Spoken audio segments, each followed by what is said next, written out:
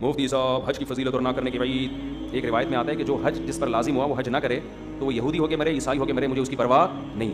اور قرآن کے الفاظ دیکھو کہ وَلِلَّهِ عَلَى النَّاسِ حِجُّ الْبَيْتِ مَنِ اسْتَطَاعَ إِلَيْهِ سَبِيلًا, اللہ کے لیے لوگوں پر لازم ہے کہ جو بیت اللہ جانے کی استطاعت رکھتے ہیں وہ بیت اللہ کا حج کریں.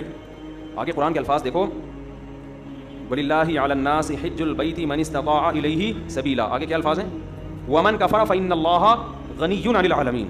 جو انکار کرے گا تو اللہ تمام جہان والوں سے غنی ہے. کیا مطلب؟ بہت بڑی دھمکی ہے کہ جو نہیں آئے گا نا استطاعت کے باوجود, اللہ کو اس کی کوئی ضرورت نہیں ہے. یہ جب دھمکی کے الفاظ واضح نہیں ہوتے نا, مبہم ہوتے ہیں, تو بلاغت کا قاعدہ ہے کہ یہ دھمکی چھوٹی نہیں ہوتی بلکہ بہت بڑی ہوتی ہے. تو اللہ کہہ رہے ہیں مجھے پھر تمہاری ضرورت, مجھے تمہاری کوئی ضرورت نہیں ہے. تو اسلام کا ایک رکن ہے. آج کیا ہوتا ہے, میں حج پہ جب گیا تھا, افسوس کے ساتھ کہنا پڑتا ہے کہ سارے بڈھیاں آ رہی ہوتی ہیں حج کے لیے. ٹھیک ہے, اللہ ان کو اس عمر میں توفیق دے رہا ہے, اچھی بات ہے. نہ آنے سے بہتر تھا کہ چلو اب آ گئے. میرے بھائی یہ جوانی کا کام ہے, سمجھتے ہو؟ جب جیسے ہی پیسہ آئے سب سے پہلا کام کیا کرو؟ حج کرو. اس کو ڈیلے کرتے ہیں, سارے کاموں سے فارغ ہو کر, بچیوں کی شادیاں, اپنی بھی 4 ٹوٹل مکمل, سوری غلطی سے نکل گئی, اپنی بھی شادی ہو گئی. کچھ چیزیں میرے منہ سے غلطی سے نکل جاتی, اپنی بھی ایک شادی ہو گئی, اور پھر کیا ہے کہ وہ سارے بزنس سے فارغ ہو ہلا کے جب اب کرنے دھرنے کا کچھ بھی نہیں ہے, بیٹھا ہوا ہے. کیا کریں یار, بوریت بہت ہو رہی ہے. اردو خلقی ساری قسطیں ختم ہو گئیں, دیکھ لیا, کوئی نئی سیریز بھی نہیں آ رہی, کوئی ڈرامہ چل رہا تھا وہ بھی ختم, نئی فلم بھی دیکھ لی, ٹھیک ہے نا, سب کچھ ہوا کہ کیا کریں یار. بیگم کو مشورہ دو, چلیں حج پہ نہ چلیں. چلو ٹھیک ہے, کہاں چلتے ہیں؟ ٹھیک ہے بھائی, ہم جو بڑھاپے میں بھی جا رہے ہیں, ہم خدا نہ خواستہ ان کو برا نہیں کہہ رہے. نیکی تو جس عمر میں کی جائے, جب اللہ قبول کر رہا ہے تو ہم کون ہوتے ہیں. لیکن یار تم باقی تو سارے کام تم نے جوانی کے لیے رکھے ہوئے ہیں, حج تم مؤخر کر رہے ہو جب اردو ڈرامے کی ساری قسطیں ختم ہو جائیں گی. بری بات ہے نا یہ. جب آپ اللہ کے حکم کو ویلیو نہیں دو گے تو اللہ آپ کو ویلیو دے گا. دیکھو حج آپ کی زندگی پلٹ دیتا ہے, تو زندگی پلٹنے کی ضرورت جوانی میں ہے. جوانی میں چینج ہو گئے, آگے خیر کا بہت زیادہ موقع ملے گا, بہت موقع ملے گا. در جوانی توبہ کردن شیوائے پیغمبری, جوانی میں توبہ کرنا کس کا کام ہے؟ پیغمبروں کا کام ہے. تو حج میں انسان بعض دفعہ زندگی چینج ہو جاتی ہے اس کی. جب وہ اللہ کے شاعر دیکھتا ہے نا, وہاں پہ کیسا لاکھوں کا مجمع منا سے عرفات سے نکل کے مزدلفہ, چیونٹیوں کی طرح لوگ ہوتے ہیں, کیسی ایک اللہ کی نشانیاں نظر آتی ہیں وہاں. کیسا دیوانوں کی طرح بیت اللہ کا طواف, بقرعید کے 3 دنوں میں جو طواف زیارت ہوتا ہے نا, اتنا رش پوری دنیا میں کہیں نہیں ہوتا. لاکھوں روپے لوگ خرچ کرنے کے گئے ہوئے اور اللہ کے گھر کے گرد گھوم رہے ہوتے ہیں. ذرا کبھی چھت سے کھڑے ہو کر حرم کی چھت سے دیکھا کریں, ایک انسانوں کا سمندر ہے اور وہ سارے بیت اللہ کے گرد دیوانہ وار گھوم رہے ہیں. یہ اسلام کی عظمت دیکھنے کا موقع ملتا ہے, اس سے انسان کے اندر دل تبدیل ہوتا ہے. حج میں بڑی قربانیاں دی جاتی ہیں, اور حج تو ہے ہی ساری دیوانگی. حج کے اکثر احکام ایسے جن کی بظاہر کوئی لاجک نہیں ہے. اللہ نے کہا میرے دیوانے بن کے آؤ, جیسے جیسے کہہ رہا ہوں کرتے چلے جاؤ. کیسے عجیب عجیب کام کروائے جاتے ہیں. سب سے پہلے ہم سے ہمارا لباس اتروا دیا, 3 پیس سوٹ اور ٹائی میں جو گھوما کرتے تھے, بالوں کی کٹنگ, اور ان کو 2 چادریں پہنائی جا رہی ہیں. اب انسان کے بچے بن کے آنا ہمارے گھر میں. اگر دیوانے ہو تو دیوانوں والا اسٹائل چاہیے. ابھی وہ جو آفس اس اسٹائل میں جاتے ہو نا, وہ والا اسٹائل بولو نہیں چلے.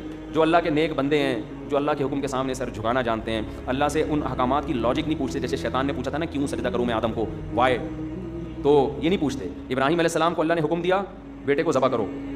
یہ حکم بظاہر زیادہ ہی لاجیکل تھا کہ معصوم بیٹے کی گردن کاٹنے کا حکم دیا جا رہا ہے. شیطان کو جو حکم دیا سجدہ کرو, یہ اتنا ہی لاجیکل نہیں تھا. لیکن شیطان نے کہا اس کی لاجک کیا ہے, میری سمجھ میں نہیں آ رہا, میں آگ سے بنا ہوں, مٹی سے میں کیوں سجدہ کروں. آدم علیہ السلام کو اس سے زیادہ عجیب حکم دیا کہ اپنے معصوم بیٹے کو اپنے ہاتھ سے کاٹ دیں, ذبح کر دیں. سوری, ابراہیم علیہ السلام کو. لیکن ابراہیم علیہ السلام نے اس کی لاجک بولو نہیں پوچھی. کہا بیٹا مجھے اللہ نے حکم دیا تجھے کاٹ دوں. بیٹے نے کہا جب اللہ کا حکم ہے تو بھائی ہم کیا کہہ سکتے ہیں, بھائی کاٹ دیں, آپ میرا گلا کاٹ دیں, ذبح کر دیں. تو حج ان احکامات کی بھی یادگار ہے. جو آپ جاتے ہیں حج پہ, وہاں آپ جانور ذبح کرتے ہو, آپ رمی کرتے ہو, وہاں شیطان نہیں ہے, وہ تو ایک نشانیاں ہیں 3, لیکن آپ پتھر مارتے ہو, رمی کرتے ہو. کیوں؟ ابراہیم علیہ السلام نے یہاں شیطان کو کنکریاں ماری تھی, جو آپ کو بہکا رہا تھا کہ اپنے بیٹے کو کیوں ذبح کر رہے ہو, کیا بگاڑا اس نے. ابراہیم علیہ السلام نے شیطان کو دلائل سے جواب نہیں دیا, پتھر اٹھا کے مارے. اللہ نے کہا تم جاؤ وہاں کنکریاں پھینکو. اب اللہ, وہ تو ابراہیم علیہ السلام تھے, وہاں تو سچی مچی کا شیطان تھا, میں کیوں کنکریاں پھینکوں. تو اس کا مطلب جب آپ نے کیوں کر لیا تو آپ کس کی لسٹ میں آ گئے, شیطان کی. کیسا عجیب حکم ہے, جا کے 7 کنکریاں مارنی بھی ایسے ہیں. یا تو ہوتا نا وہ اٹھا کے مارو تو سمجھ میں آتا ہے, ایسے پھینکنی ہے جا کے. حاجی 10-15 لاکھ روپے یہ کرنے کے لیے جا رہا ہو, خرچ کرتا ہے یہ کام کرنے کے, ایک طوفان لوگوں کا کنکریاں مارنے کے لیے. کیوں؟ اس کا حکم ہے بھائی, اللہ کا حکم ہے, اللہ کا آرڈر ہے. لباس اتار لیا اپنا, کتنا مشکل کام ہے انسلا لباس پہننا, 3-4 دنوں میں دماغ ٹھکانے آ جاتا ہے. پھر جب ہم پہنتے ہیں نا اپنی شلوار قمیض, ایسا سکون ملتا ہے یار. میں جب حج کرنے گیا تو مینا میں تو 3 دن سویا نہیں احرام کی حالت میں نا, کیونکہ رش اتنا بہت, جتنا بھی VIP حج ہو ٹینشن ہوتی ہے. پھر مینا میں میرا بستر لگ گیا ایک صاحب کے ساتھ, وہ بغل مجھے دکھا رہے ہیں اپنی, کہ دیکھ لے بھائی یوں کر کے سو رہے ہیں, ان کی بغلیں ماشاءاللہ. میں نے کہا یار اس کو اب کیا کرے آدمی, ان کو کیا کرے یار, یہ مجھے کیوں دکھا رہے ہو بھائی. نیند ہی نہیں آ رہی ہمیں اس ٹینشن سے کہ کسی کے پسینے کی اسمیل آ رہی ہے, کسی کی بغلیں کا مطالعہ کرنے کا موقع مل رہا ہے, اس کا کیا ہے. انسان کو گھن آتی ہے نا ان چیزوں سے. لیکن لا رفث ولا فسوق ولا جدال فی الحج، آپ کو چیخنے چلانے کی اجازت نہیں ہے کہ کیا کر رہا ہے، تجھے تمیز نہیں ہے حج کرنے کی. میں یہ بھی کہہ سکتا تھا نا یہ کیا مجھے بغل دکھا رہے ہیں، بازو نیچے کر. نہ اللہ کہتے ہیں یہ نہیں چلے گا وہاں پہ. اللہ کیوں نہیں چلے گا؟ اللہ کہیں گے کیوں کیا تو کس کی فہرست میں؟ شیطان نے کیوں کیا تھا؟ نہیں، جھگڑا وگڑا نہیں ہے، جو جیسا ہے برداشت. ٹریول ایجنسی آپ کے ساتھ ظلم زیادتی کر رہی ہے، چپ آ کے پھر گلاس لو ان کی. یہاں پہ ٹریول ایجنسیاں بڑی ہوشیار ہوتی ہیں، ان کو پتہ ہے آنے کے بعد کون پوچھتا ہے، ٹھیک ہے نا. تو جو ہوگا کیوں کی اجازت نہیں ہے، کیوں والا کام شیطان کا ہے. فلا رفث ولا فسوق ولا جدال فی الحج، کوئی گناہ نہیں کرنا، بد نظری نہیں. موقع بد نظری کے بہت ملیں گے. نہ یہاں آپ کو نظر اٹھانے کی اجازت نہیں ہے. وہاں بھی نہیں ہے لیکن یہاں زیادہ گناہ ہے. اپنی بیوی سے بھی آپ ریلیشن قائم نہیں کر سکتے وہاں پہ احرام کی حالت میں. تو نامحرم سے کیسے آپ لذت حاصل کر سکتے ہو؟ تو پھر احرام کی چادریں بنوائی جا رہی ہیں، خوشبو لگانے پر پابندی، بال توڑنے پر پابندی، جوئیں مارنے پر پابندی. اب تو بڑا وی آئی پی حج ہو گیا. صحابہ کرام کے تو 1-2 مہینے کے احرام ہوتے تھے. حدیث میں آتا ہے بعض صحابہ کے سروں میں نا جوئیں گر رہی ہوتی تھی نیچے، ٹھیک ہے نا. قربانی کرو، حلق کراؤ. اب کیا کرنا ہے؟ طواف زیارت کرنی ہے. بقرعید کے 3 دنوں میں اللہ اتنا رش ہوتا ہے، ان 3 دنوں میں کیوں کا بول دیا تو کس کی لسٹ میں آ جاؤ گے؟ کیوں نہیں؟ جاؤ طواف زیارت کرو. اتنی پبلک 3 عظمت والے دن ہے نا، یا یام نہر عظمت والے دن ہے. پھر کیا کریں؟ طواف زیارت کر کے واپس آ جاؤ مینا.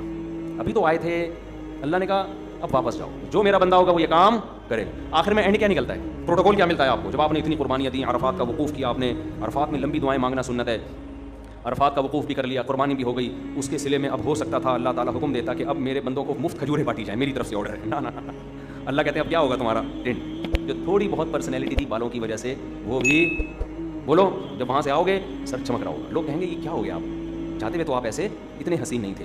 کچھ لوگ یہ شیئر صحیح، لیکن یہ بات خوب سمجھ لیں، حج یا عمرے میں حلق کرانا، ٹینٹ کرانا ضروری نہیں ہے. قصر بھی کرا سکتے ہیں. ثواب 3 گنا زیادہ ہے حلق کرانے میں، سمجھتے ہو.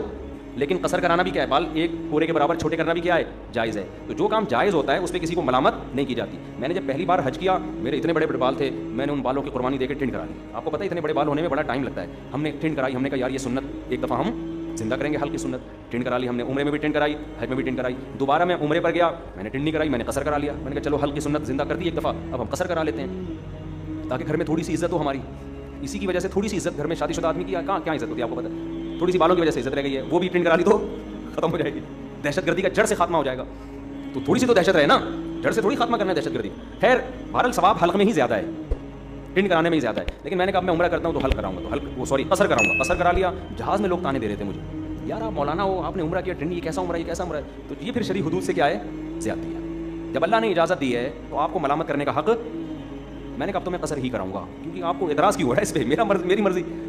تو اللہ سے آگے نکلنے کی کوشش نہ کریں. بعض دفعہ بعض لوگ، میں جب جدہ میں تھا تو وہاں میں نے دیکھا بہت سے لوگ یہاں 5-6 سال سے جاب کر رہے ہیں، عمرہ نہیں کر رہے. وہ میں نے کہا کیوں نہیں کرتے عمرہ یار، تمہارے تو حرم اتنا قریب ہے. کہہ رہے ہیں یار ٹینٹ کرانے پڑے گی، ہم نہیں کرا سکتے. میں نے کہا قصر کرا لو یار. بعض لوگ ٹینٹ نہیں کرا سکتے، ان کو کہہ رہے ہیں یار نہیں ہم نہیں، وہ کہہ رہے ہیں ہم ٹینٹ میں بہت عجیب سے لگ رہے ہوتے ہیں. تو جب اللہ نے آپشن دیا ہے تو چلو، میں نے کہا یار بالوں کی قربانی نہ دو، یہ تو اللہ نے اجازت دی ہے نا، تو قصر کرا لو. تو ان کو پتہ ہی نہیں تھا کہ قصر بھی ہو سکتا ہے. تو اس لیے آپ حج عمرے سے اس وجہ سے رک جائیں کہ ٹینٹ کرانی پڑے گی، یہ غلط ہے. عمرہ کریں ٹینٹ سے. اگر آپ کو بہت زیادہ نفرت ہے تو بہتر تو یہ ہے کہ کرا دیں، قربانی دے دیں اللہ کی خاطر. لیکن اللہ نے آپشن دیا ہے کس کا؟ قصر کا بھی آپشن. ایک پورے کے برابر بال چاروں طرف سے کاٹ لیں تو بھی ٹھیک. سمجھتے ہو؟ تو آئندہ اگر میں گیا تو میرا ارادہ ہے قصر کرانے کا، کہ قصر کرا لوں گا. تو ایسا نہ ہو میں عمرے سے یا حج سے آؤں آپ بولیں یار یہ تو ویسے جیسے کہتے ویسے. آپ کو اعتراض کا حق نہیں ہے. میرے بال، میری ٹینٹ، میری مرضی، میری جیب کے ریال پیسے. میں ٹینٹ کراؤں یا میں قصر کراؤں. ہو سکتا ہے ٹینٹ کرا لوں میں کہ یار قربانی دے دوں، دہشت گردی کا جڑ سے خاتمہ، ایسی کی تیسی.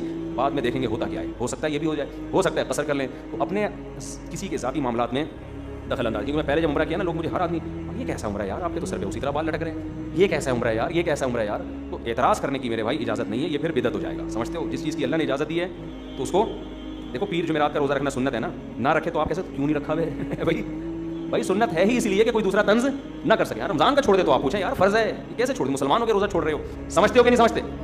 تو اس لیے میرے بھائی حج کے لیے پیسے جمع کیا کرو، حج پہ جایا کرو. یہ تو بڑی پیاری عبادت ہے، اس ایسی یونیک عبادت ہے. یہ دیوانوں کے لیے، اللہ سے محبت کرنے والوں کے لیے اس سے زیادہ ذائقے والی، لطف والی عبادت کوئی ہے نہیں. جب بھی کوئی غیر مسلم مسلمان ہوتا ہے، میرا تجربہ ہے، مشاہدہ ہے، اس کی سب سے پہلی خواہش ہوتی ہے کہ مجھے بیت اللہ کا حج مل جائے. کیونکہ اس کے دل میں اللہ کی خالص محبت ہے نا، تو اس کی خواہش ہوتی ہے کسی طرح بیت اللہ چلا جاؤں.